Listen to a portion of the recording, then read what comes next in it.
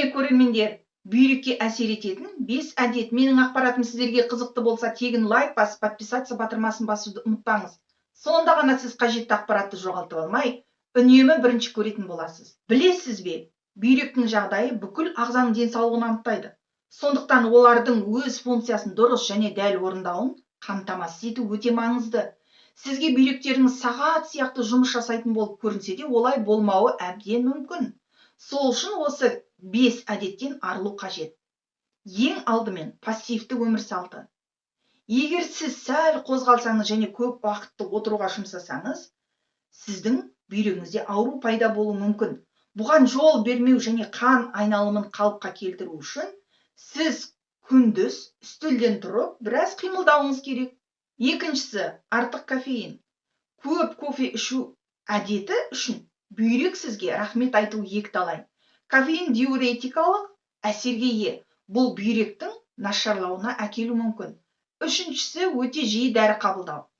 Дәрігерлердің кеңестеріне қарамастан біз көбінесе өз емімізді тағайындаймыз үйде. Біз дәріханадан ауырсынуды жеңілдететін химиялық қоспасы бар дәрі сатып алдық. Ол өзінің жарнамасына сәйкес сізді дереу аурулардан арылтады. Алайда кейбір дәрі-дәрмектер бүйрекке өте жағымсыз әсер етуі мүмкін. Нәтижесінде бақыланбайтын химиялық дәрі бүйрек жеткіліксіздігіне әкелуі мүмкін. Сақ болыңыз. Дәрі-дәрмектерді таңдағанда мамандармен кеңесіп, қолдану жөніндегі нұсқаулықты оқып шығыңыз.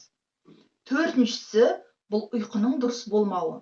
Түнде бүйрек тінінің жаңару процесі жүреді. Үнемі ұйқысыз болсаңыз, бұл процесс сізде дұрыс жүрмейді. Және өз кезегінде бүйрек проблемаларына әкелуі мүмкін. Бесіншісі, ол жаман әдеттер. Алкогольді ішу ағзаны өте құрғатады, бүйрекке жүктеме артады.